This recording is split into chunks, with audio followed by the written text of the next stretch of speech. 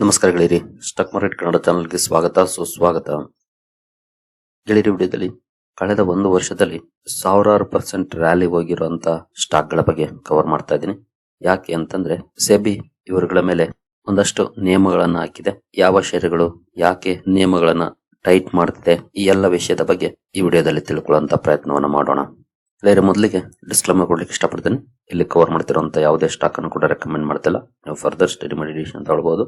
As A educational purpose ನಾನು video ನಿಮ್ಮ ಮುಂದೆ ತರ್ತಾ ಇದ್ದೀನಿ.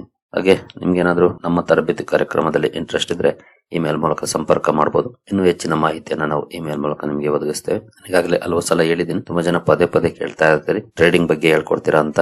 ಟ್ರೇಡಿಂಗ್ ಬಗ್ಗೆ ಹೇಳ್ಕೊಡಲ್ಲ. ಆಕ್ಚುಲಿ ಇದು ಲಾಂಗ್ ಟರ್ಮ್ ಇನ್ವೆಸ್ಟ್ಮೆಂಟ್ ಗೆ ಸಂಬಂಧಪಟ್ಟದ್ದು. ಆದ್ರೆ ಟೆಕ್ನಿಕಲ್ ಅನಾಲಿಸಿಸ್ ಕೂಡ ಇನ್ಕ್ಲೂಡ್ ಆಗಿರುತ್ತೆ. ಅದನ್ನ ಕಲಿಯೋದ್ರಿಂದ ನೀವು ಬಳಸ್ಕೊಳ್ಬಹುದು. ಬಟ್ ನಮ್ಮ ಫೋಕಸ್ ಏನಿದ್ರು ಲಾಂಗ್ ಟರ್ಮ್ ಇನ್ವೆಸ್ಟ್ಮೆಂಟ್ ಗೆ ಸಂಬಂಧಪಟ್ಟಂತೆ.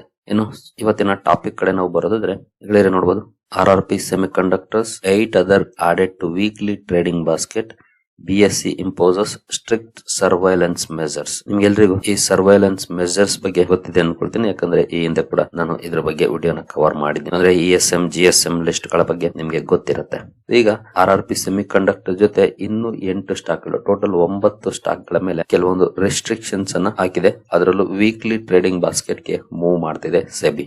ಲಾಸ್ಟ್ ವೀಕ್ ನಾನು RRP Semiconductor ಬಗ್ಗೆ ಡೀಟೇಲ್ಡ್ ವಿಡಿಯೋನ ಕವರ್ ಮಾಡಿ ತಿಳಿಸ್ಕೊಟ್ಟಿದ್ದೆ. ತುಂಬಾ ಜನ ಪದೇ ಪದೇ ಕೇಳ್ತಾ ಇದ್ರಿ ಸ್ಟಾಕ್ ಬಗ್ಗೆ ಹೇಳಿ ಅಂತ. ಹಾಗೆ ಯಾಕೆ ಸ್ಟಾಕ್ ಅಲ್ಲಿ ರ್ಯಾಲಿ ಬರ್ತಿದೆ, ಅಲ್ಲಿರುವಂತ ಸಮಸ್ಯೆಗಳೇನು ಅನ್ನೋದನ್ನ ನೋಡಿದ್ವಿ. ಅಂದ್ರೆ ಜಸ್ಟ್ 4,000 ಷೇರುಗಳು ಮಾತ್ರ ಟ್ರೇಡಿಂಗ್ ಗೆ ಅವೈಲೇಬಲ್ ಇದೆ. ಇನ್ನು ಉಳಿದ ಷೇರುಗಳು ಲಾಕಿನಲ್ಲಿದೆ. ಆ 4,000 ಷೇರುಗಳಲ್ಲಿ ಆಟ ಆಡ್ತಿದ್ದಾರೆ ಆಪರೇಟರ್ಸ್. ಹಾಗಾಗಿ 74,000% ರ್ಯಾಲಿ ಹೋಗಿದೆ ಸ್ಟಾಕ್. ಇನ್ನು ಉಳಿದ 8 ಷೇರುಗಳು ಕೂಡ ಅದೇ ರೀತಿ ರ್ಯಾಲಿ ಹೋಗಿರುವಂತವೆ. ಇಲ್ಲಿ ಕಾರಣ ಇಲ್ದೇನೆ ಸ್ಟಾಕ್ ಗಳಲ್ಲಿ ರ್ಯಾಲಿ ಬರ್ತದೆ. ಇನ್ನು 5%, 20%, 50% ಬಂದ್ರೆ ನಾರ್ಮಲ್ ಪರ್ಫಾರ್ಮೆನ್ಸ್ ಅಂದ್ಕೊಳ್ಬಹುದು. ಬಟ್ 1,000% ಅಂದ್ರೆ ಅದರಲ್ಲೂ 1.5 ವರ್ಷದಲ್ಲಿ 74,000% ಅಂದ್ರೆ ಈಗ ಅದು ಅನ್ಯೂಶುವಲ್. ಯಾವಾಗ ಬೇಕಾದ್ರೂ ಸ್ಟಾಕ್ ಕ್ರಾಶ್ ಕೂಡ ಆಗ್ಬಹುದು ಅಂತ ಪ್ರಾಬಬಿಲಿಟಿ ಕೂಡ ಇರುತ್ತೆ. ಹಾಗಾಗಿ ಇನ್ವೆಸ್ಟರ್ಸ್ ಅಂತ ಕಡೆ ತಗಲಾಕೊಳ್ಳೋದಕ್ಕಿಂತ ಕೇರ್ಫುಲ್ ಆಗಿರೋದು ಒಳ್ಳೇದು. ಅದಕ್ಕಾಗಿನೇ ಸೆಬಿ ಕೆಲವೊಂದು ರೆಸ್ಟ್ರಿಕ್ಷನ್ಸ್ ಅನ್ನ ಆಗ್ತಾ ಇರುತ್ತೆ, ಎಸ್ಪೆಷಲಿ ರಿಟೇಲ್ ಇನ್ವೆಸ್ಟರ್ ಗಳನ್ನ ಸೇವ್ ಮಾಡ್ಲಿಕ್ಕಾಗಿನೇ. ನೋಡಬಹುದು, ಶುಕ್ರವಾರ BSE ಒಂದು ಸರ್ಕ್ಯುಲರ್ ಅನ್ನ ಇಶ್ಯೂ ಮಾಡಿದೆ.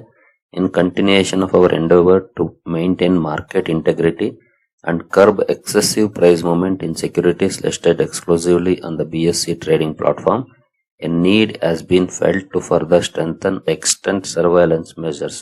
ಅಂದ್ರೆ ಏನ್ ಸರ್ವೆಲೆನ್ಸ್ ಮೆಜರ್ಸ್ ಇದೆ ಅದನ್ನ ಇನ್ನೂ ಸ್ಟ್ರೆಂಥನ್ ಮಾಡಬೇಕು, ಎಕ್ಸ್ಟೆಂಡ್ ಮಾಡಬೇಕು ಅನ್ನುವಂತ ಮಾತನ್ನ ಹೇಳಿದೆ. BSE ನಲ್ಲಿ ಲಿಸ್ಟ್ ಆಗಿರುವಂತ ಅನ್ಯೂಶುವಲ್ ಪ್ರೈಸ್ ಮೂವ್ಮೆಂಟ್ ಇರುವಂತಹ ಸ್ಟಾಕ್ ಗಳಲ್ಲಿ ನೀವಿಲ್ಲೇ ನೋಡಬಹುದು. ಡಿಸೆಂಬರ್ 2024ರಲ್ಲಿ RRP Semiconductor 96 ರೂಪಾಯಿಲಿತ್ತು. ಆದ್ರೆ ಈಗ 11,784 ರೂಪಾಯಿಲಿದೆ. 96ರಲ್ಲಿ 11,800 ರೂಪಾಯಿಲಿ. ಜೊತೆಗೆ PE ರೇಷಿಯೋ ನೋಡಬಹುದು 2,470 ಇದೆ. ಬುಕ್ ವ್ಯಾಲ್ಯೂ 12 ರೂಪೀಸ್ ಇದೆ. ಹಾಗಾಗಿ ಸ್ಟಾಕ್ ಅನ್ನ ESM ಫ್ರೇಮ್ ವರ್ಕ್ ಅಲ್ಲಿ ಹಾಕಿದೆ. ಇದೇ ರೀತಿ ಹಲವು ಷೇರುಗಳಿದ್ದಾವೆ. ಅವುಗಳಲ್ಲೂ ಕೂಡ ನವೆಂಬರ್ 10ನೇ ತಾರೀಕಿಂದ ಅಂದ್ರೆ ನಾಳೆಯಿಂದ ಹೊಸ ಬದಲಾವಣೆಗಳು ಬರ್ತಾ ಇದೆ. November 10, 2025 additional surveillance measure will be applicable. Companies exclusively listed on BSE under groups X, XT, Z, ZP, ZY and Y. ಕೆಲವೊಂದು ಗ್ರೂಪ್ಸ್ ಅನ್ನ ಮಾಡಿ ಅದರಲ್ಲಿರುವಂತವು. ಜೊತೆಗೆ 2% ಪ್ರೈಸ್ ಬ್ಯಾಂಡ್ ಇರೋವು, ಜೊತೆಗೆ 100 ರೂಪಾಯಿಗಿಂತ ಜಾಸ್ತಿ ಇರುವಂತಹ ಷೇರುಗಳು, PE ರೇಷಿಯೋ 500 ಅಥವಾ 500ಕ್ಕಿಂತ ಜಾಸ್ತಿ ಇರುವಂತವು ಅಥವಾ ನೆಗೆಟಿವ್ ಇರುವಂತವು, ಇವುಗಳ ಮೇಲೆ ಹೊಸ ನಿರ್ಬಂಧಗಳನ್ನ ಹಾಕಿದೆ. For this new surveillance measure, the stocks should also be trading at the upper price for 2 consecutive weeks. ಅಂದ್ರೆ 2 ವಾರ ಏನಾದ್ರೂ ಕಂಟಿನ್ಯೂಸ್ ಅಪ್ಪರ್ ಸರ್ಕ್ಯೂಟ್ ಅಲ್ಲಿ ಸ್ಟಾಕ್ ಗಳು ಮೂವ್ ಆಗಿದ್ದಾವೆ ಅಂತಂದ್ರೆ ಅವುಗಳನ್ನ trade only once a week, ಅಂದ್ರೆ ವಾರದಲ್ಲಿ ಒಂದು ದಿನ ಮಾತ್ರ ಟ್ರೇಡಿಂಗ್ ಇರುತ್ತೆ. ಅದು ಯಾವತ್ತು? ಎವ್ರಿ ಮಂಡೇ ಅಥವಾ first trading day of the week. In case Monday ಏನಾದ್ರೂ ರಜೆ ಬಂದ್ರೆ ನೆಕ್ಸ್ಟ್ ಟ್ರೇಡಿಂಗ್ ಡೇ ಯಾವತ್ತಿರುತ್ತೆ? ಅದು ಮಂಗಳವಾರ ಇರಬಹುದು ಅಥವಾ ಬುಧವಾರ ಇರಬಹುದು. First trading day of the week ಅಥವಾ ಮಂಡೇ ಮಾತ್ರ ಟ್ರೇಡ್ ಆಗ್ತವೆ. ಇನ್ನುಳಿದ ದಿನ ಈ ಷೇರುಗಳಲ್ಲಿ ಟ್ರೇಡಿಂಗ್ ಇರೋದಿಲ್ಲ. ವೀಕ್ಲಿ ಒನ್ಸ್ ಅಷ್ಟೇ. ಅದರಲ್ಲೂ with 1% price band. Price band ಅನ್ನ 1% ಗೆ ಚೇಂಜ್ ಮಾಡ್ತಾರೆ. ಈಗ 2% ಇದೆ, ಅದನ್ನು ಕೂಡ ಅಗೇನ್ 1% ಮಾಡ್ತಾರೆ. ಅರ್ಥ ಆಯ್ತಲ್ವಾ? ಓವರ್ ಆಲ್ ಹೇಳ್ಬೇಕು ಅಂದ್ರೆ ಯಾವ ಸ್ಟಾಕ್ 100 ರೂಪೀಸ್ ಮೇಲೆ ಇದೆಯೋ, ಅದರ PE 500ಕ್ಕಿಂತ ಜಾಸ್ತಿ ಇದೆಯೋ ಅಥವಾ ನೆಗೆಟಿವ್ ಇದೆಯೋ ಅಂತಹ ಷೇರು 2 ವಾರ ಅಪ್ಪರ್ ಸರ್ಕ್ಯೂಟ್ ಅಲ್ಲಿ ಟ್ರೇಡ್ ಆದ್ರೆ 3ನೇ ವಾರದಿಂದ ವೀಕ್ಲಿ ಒಂದು ದಿನ ಮಾತ್ರ ಟ್ರೇಡಿಂಗ್ ಇರುತ್ತೆ. ಇನ್ನು ಉಳಿದ ದಿನ ಟ್ರೇಡಿಂಗ್ ಇರೋದಿಲ್ಲ ಆ ಶೇರ್ ಅಲ್ಲಿ. ಜೊತೆಗೆ 1% ಪ್ರೈಸ್ ಬ್ಯಾಂಡ್ ಇರುತ್ತೆ. 1% ಅಪ್ ಆದ್ರೆ ಅಪ್ ಆಗುತ್ತೆ, ಡೌನ್ ಆದ್ರೆ 1% ಅಪ್ ಡೌನ್ ಆಗುತ್ತೆ ಅಷ್ಟೇ. ಈ ರೀತಿಯ ನಿಯಮಗಳು ನಾಳೆಯಿಂದ ಜಾರಿಗೆ ಬರ್ತಾ ಇದೆ. ಈ 9 ಷೇರುಗಳಲ್ಲಿ, ಒಂದಲ್ಲ ಎರಡಲ್ಲ 9 ಷೇರುಗಳು ಹಾಗಾದ್ರೆ ಯಾವೆಲ್ಲ ಇದ್ದಾವೆ ನೋಡ್ಬೋದು. Citizen infoline, collab platforms, Dugar housing developments, EMA India, Mardia Samyang capillary tubes company, Omansh enterprises, Oswal overseas, RRP defence and RRP semiconductor. ಈ 9 ಷೇರುಗಳಲ್ಲಿ ಈ ರೀತಿಯ ಬದಲಾವಣೆಗಳು ನಾಳೆಯಿಂದ ಜಾರಿಗೆ ಬರ್ತಾ ಇದೆ. ಜೊತೆಗೆ ನೋಡಬಹುದು, BSE also stated that this new framework will be in addition to all other prevailing surveillance measures imposed by the exchanges from time to time. ಈ ಹಿಂದಿನ ಸರ್ವೆಲೆನ್ಸ್ ಮೆಜರ್ಸ್ ಏನಿದೆ ಅದಕ್ಕೆ ಅಡಿಷನಲ್ ಆಗಿ ಈಗ ಹಾಕಿರುವಂತವು. ಇನ್ನು ಷೇರುಗಳು ಯಾವ ರೀತಿ ಪರ್ಫಾರ್ಮ್ ಮಾಡಿದೆ ಒಂದ್ಸಲ ನೋಡೋಣ. RRP ಸೆಮಿಕಂಡಕ್ಟರ್ ನ ನಾವೀಗಾಗಲೇ ಲಾಸ್ಟ್ ವೀಕ್ ನೋಡಿದ್ವಿ, ಬಟ್ ಸ್ಟಿಲ್ ಇನ್ನೊಂದ್ಸಲ ನೋಡೋಣ. ಲಾಸ್ಟ್ 1 ಇಯರ್ ಅಲ್ಲಿ ಯಾವ ರೀತಿ ಪರ್ಫಾರ್ಮೆನ್ಸ್ ಇದೆ ಅಂತ ನೋಡಬಹುದು. 12,300% ರಿಟರ್ನ್ಸ್. 5 ಇಯರ್ಸ್ ಇನ್ನು ಕಂಪ್ಲೀಟ್ ಆಗಿಲ್ಲ. 2024 ಏಪ್ರಿಲ್ ಅಲ್ಲಿ 15 ರೂಪಾಯಿ ಇದ್ದಂತ ಶೇರು ನೋಡಬಹುದು 78,000% ರಿಟರ್ನ್ಸ್. ನಾನು ಅವಾಗಲೇ 74,000 ಏನೋ ಹೇಳಿದೆ. 78,000% ರಿಟರ್ನ್ 1.5 ವರ್ಷದಲ್ಲಿ ಅಂತದ್ದು ಖಂಡಿತ ಅನ್ಯೂಶುವಲ್ ಪ್ರೈಸ್ ರನ್ ಇದು. ಹಾಗಾಗಿ ಈ ತರದ ರೆಸ್ಟ್ರಿಕ್ಷನ್ಸ್ ಅನ್ನ ಹಾಕ್ತಾರೆ, ಯಾಕಂದ್ರೆ ಇಲ್ಲಿ ತುಂಬಾ ಕಡಿಮೆ ಇದೆ ಫ್ರೀ ಫ್ಲೋಟ್. ಜಸ್ಟ್ ಕಂಪನಿನೇ ಹೇಳಿರೋ ಪ್ರಕಾರ ಬರೀ 4,000 ಶೇರುಗಳು ಟ್ರೇಡಿಂಗ್ ಅವೈಲೇಬಲ್ ಇರೋದು. ಇನ್ನೆಲ್ಲನೂ ಕೂಡ ಲಾಕಿನಲ್ಲಿದ್ದಾವೆ. ಲಾಸ್ಟ್ ವೀಕ್ ಅದನ್ನ ನಾನು ಡೀಟೇಲ್ ಆಗಿ ಹೇಳಿದ್ದೆ. ಹಾಗಾಗಿ ಈಸಿಯಾಗಿ ಮ್ಯಾನಿಪ್ಯುಲೇಷನ್ ಕೂಡ ಮಾಡಬಹುದಾಗಿರುತ್ತೆ. ಯಾರತ್ರ 4,000 ಶೇರ್ ಇದಾವ ಅವ್ರು ಈಸಿಯಾಗಿ ಮ್ಯಾನಿಪ್ಯುಲೇಟ್ ಮಾಡಬಹುದು. ಹಾಗಾಗಿ ಇನ್ನು ನೆಕ್ಸ್ಟ್ ಸ್ಟಾಕ್ ನಾವು ಬರೆದರೆ ಸಿಟಿಜನ್ ಇನ್ಫೋಲೈನ್. ಈ ಸ್ಟಾಕ್ ಯಾವ ರೀತಿ ಮೂವ್ ಆಗಿದೆ? ಲಾಸ್ಟ್ 6 ಮಂತ್ಸ್ ಪರ್ಫಾರ್ಮೆನ್ಸ್ ಅನ್ನು ನೋಡಿದ್ರೆ 845% ಮೂವ್ ಆಗಿದೆ. 1 ಇಯರ್ ಅಲ್ಲಿ ನೋಡಬಹುದು 653% ಇದೆ. 5 ಇಯರ್ಸ್ ಅಲ್ಲಿ ನೋಡಬಹುದು ಇದು ಕೂಡ 13,471% ರನ್ ಆಗಿದೆ. ಅದರಲ್ಲೂ ಎಸ್ಪೆಷಲಿ ಮೇ 2025 ಇಂದಾನೆ ಇದರಲ್ಲಿ ರ್ಯಾಲಿ ಬಂದಿರೋದು. ತುಂಬಾ ರ್ಯಾಲಿ ಅಲ್ಲಿವರೆಗೂ ನಾರ್ಮಲ್ ಆಗಿ ಟ್ರೇಡ್ ಆಗಿದೆ. ಬಟ್ ಆಫ್ಟರ್ ಮೇ 2025 ಸಿಟಿಜನ್ ಇನ್ಫೋಲೈನ್ ಅಲ್ಲಿ ಭರ್ಜರಿ ಸರ್ಕ್ಯೂಟ್ ಪರ್ಫಾರ್ಮೆನ್ಸ್ ನೋಡ್ಲಿಕ್ಕೆ ಸಿಕ್ಕಿದೆ. ಹಾಗಾಗಿ ಭರ್ಜರಿ ಅಪ್ ಕೂಡ ಆಗಿದೆ. ಪಿ ರೇಷಿಯೋ ನೋಡಬಹುದು 3,377. ಹೊಸ ನಿಯಮದ ಪ್ರಕಾರ 500ಕ್ಕಿಂತ ಜಾಸ್ತಿ ಇರೋದು, ಇಲ್ಲಿ 3,000ಕ್ಕಿಂತ ಜಾಸ್ತಿ ಇದೆ. Next collab platforms. ಇಲ್ಲಿ ಯಾವ ರೀತಿ ಪರ್ಫಾರ್ಮೆನ್ಸ್ ಇದೆ ಅಂತ ನೋಡಿದ್ರೆ 1 ಇಯರ್ ಅಲ್ಲಿ ನೋಡಬಹುದು 2,700% ರಿಟರ್ನ್ಸ್ ಇದೆ. 5 ಇಯರ್ಸ್ ಅಲ್ಲಿ ಇಲ್ಲೂ ಕೂಡ 18,000% ರಿಟರ್ನ್ಸ್. ಅಂದ್ರೆ ಇಲ್ಲೂ ಕೂಡ ಸೇಮ್ ನೋಡಬಹುದು. ಜೂನ್ 2025 ನಂತರ ತುಂಬಾನೇ ಜಾಸ್ತಿ ಅಪ್ ಆಗಿದೆ. ಪಿ ರೇಷಿಯೋ ನೋಡಬಹುದು 1,154 ಇದೆ. ಕೊಲಾಬ್ ಪ್ಲಾಟ್ಫಾರ್ಮ್ ಕೂಡ ಈಗ ಹೊಸ ನಿಯಮಗಳಡಿ ಬರುತ್ತೆ. ಇನ್ನು Dugar housing developments last 1 year performance ನೋಡಿದ್ರೆ 2,100%. 5 ಇಯರ್ಸ್ ಅಲ್ಲಿ 5,354% ರಿಟರ್ನ್ಸ್ ಅನ್ನು ಕೊಟ್ಟಿದೆ.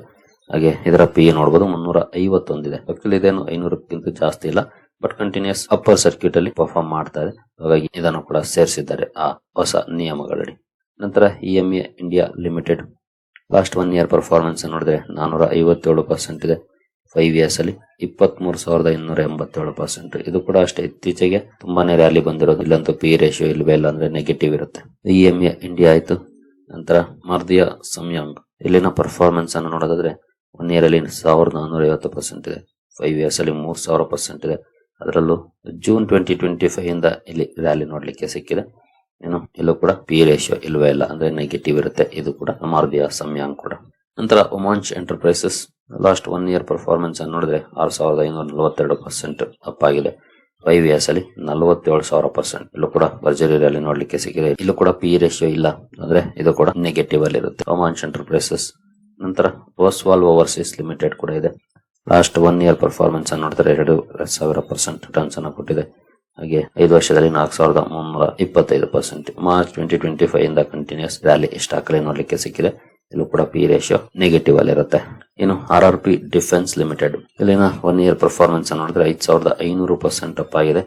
5 ಇಯರ್ಸ್ ಅಲ್ಲಿ 15,000% ಅಪ್ ಆಗಿದೆ ನೋಡಬಹುದು. ಇಲ್ಲೂ ಕೂಡ ಡಿಸೆಂಬರ್ 2024 ಅಲ್ಲಿ 19 ರೂಪಾಯಿ ಇದ್ದಂತ ಸ್ಟಾಕ್ ಭರ್ಜರಿ ರ್ಯಾಲಿಯನ್ನ ಕಂಡಿದೆ. ಅಲ್ಲಿಂದ ಇಲ್ಲಿವರೆಗೂ ಪಿ ರೇಷಿಯೋ 135 ಇದೆ. ಈ 9 ಷೇರುಗಳನ್ನ ಹೊಸ ನಿಯಮಗಳಡಿ ಹಾಕಿದೆ. ಓನ್ಲಿ ವಾರದಲ್ಲಿ 1 ದಿನ ಮಾತ್ರ ಟ್ರೇಡ್ ಆಗ್ತವೆ, ಅಂದ್ರೆ ಸೋಮವಾರ ಮಾತ್ರ. ಇನ್ನುಳಿದಂತೆ ಟ್ರೇಡಿಂಗ್ ಇರೋದಿಲ್ಲ, ಸ್ಟಾಪ್ ಆಗುತ್ತೆ. ಓನ್ಲಿ ಸೋಮವಾರ ಮಾತ್ರ ಟ್ರೇಡ್ ಆಗುತ್ತೆ. ಜೊತೆಗೆ 1% ಪ್ರೈಸ್ ಬ್ಯಾಂಡ್ ಇರುತ್ತೆ. ಈ ರೀತಿಯ ನಿಯಮಗಳನ್ನ ಮಾಡೋದೇ ಇನ್ವೆಸ್ಟರ್ಸ್ ನ ಸೇವ್ ಮಾಡ್ಲಿಕ್ಕೆ. ತುಂಬಾ ಜನ ಅನ್ಕೊಳ್ಬಹುದು ಯಾಕೆ ಈ ರೀತಿ ಮಾಡ್ತಾರೆ, ರ್ಯಾಲಿ ಬಂದ್ರೆ ಬರ್ಲಿ ಬಿಡಿ ಲಾಭ ಆಗುತ್ತಲ್ಲ ಅಂತ. ಅದೇ ರ್ಯಾಲಿ ಬರುವಾಗ ಓಕೆ ಲಾಭ ಆಗುತ್ತೆ, ಇವತ್ತಲ್ಲ ನಾಳೆ ಡೌನ್ ಆಗ್ಲಿಕ್ಕೂ ಶುರುವಾಗುತ್ತೆ, ಆಗ ದಿನ ಲಾಸ್ ಆಗ್ತಾ ಹೋಗುತ್ತೆ. ಹಾಗಾಗಿ ಇಂತ ಕಡೆ ತಗಲಾಕೋಬೇಡಿ, ಕೇರ್ಫುಲ್ ಆಗಿರಿ ಅಂತ ಎಚ್ಚರಿಕೆ ಕೊಡೋದಕ್ಕೆ ಇವೆಲ್ಲ ಡಿಸಿಷನ್ ಗಳನ್ನ ತಗೊಳ್ಳೋದು. ಕಂಪನಿಯ ರ್ಯಾಲಿಗೆ ಫಂಡಮೆಂಟಲ್ ಸಪೋರ್ಟ್ ಮಾಡ್ತಾ ಇದೆಯಾ, ಆ ರ್ಯಾಲಿ ಸಸ್ಟೈನ್ ಆಗುವಂತ ಚಾನ್ಸಸ್ ಇರುತ್ತೆ. ಫಂಡಮೆಂಟಲ್ ಸಪೋರ್ಟ್ ಇಲ್ಲ, ಸುಮ್ನೆ ಬಬಲ್ ಕ್ರಿಯೇಟ್ ಆಗ್ತಿದೆ ಅಂದ್ರೆ ಇವತ್ತಲ್ಲ ನಾಳೆ ಬಬಲ್ ಬರ್ಸ್ಟ್ ಆಗುತ್ತೆ. ಹಾಗೇನಾಗುತ್ತೆ, ಸ್ಟಾಕ್ ಕೂಡ ಡೌನ್ ಆಗುತ್ತೆ. ಹಾಗಾಗಿ ಅಂತ ಸಂದರ್ಭದಲ್ಲಿ ನಮ್ಗೆ ಎಕ್ಸಿಟ್ ಆಗೋಕ್ಕೂ ಕೂಡ ಚಾನ್ಸ್ ಸಿಗೋದಿಲ್ಲ. ಅಂತ ಚಾನ್ಸಸ್ ಕೂಡ ತುಂಬಾನೇ ಜಾಸ್ತಿ ಇರುತ್ತೆ. ಹಾಗಾಗಿ ಕೇರ್ಫುಲ್ ಆಗಿರ್ಬೇಕು ಇಂತ ಸ್ಟಾಕ್ ಗಳಲ್ಲಿ ಹೂಡಿಕೆ ಮಾಡೋ ಮುಂಚೆ. ತುಂಬಾ ವಿಷಯ ತಿಳ್ಕೊಂಡೇ ಮಾಡ್ಬೇಕು, ಜಸ್ಟ್ ರ್ಯಾಲಿಯನ್ನ ನೋಡಿ ಅಲ್ಲ. ಸರಿ ಗೆಳೆಯರಿ, ಈ ವಿಡಿಯೋ ನಿಮ್ಗೆ ಇಷ್ಟ ಆಗಿದೆ ಅಂದ್ಕೊಳ್ತೀನಿ. ಮುಂದಿನ ವಿಡಿಯೋದಲ್ಲಿ ಸಿಗೋಣ. ಅಲ್ಲಿವರೆಗೂ ಜೈ ಹಿಂದ್, ಜೈ ಕರ್ನಾಟಕ.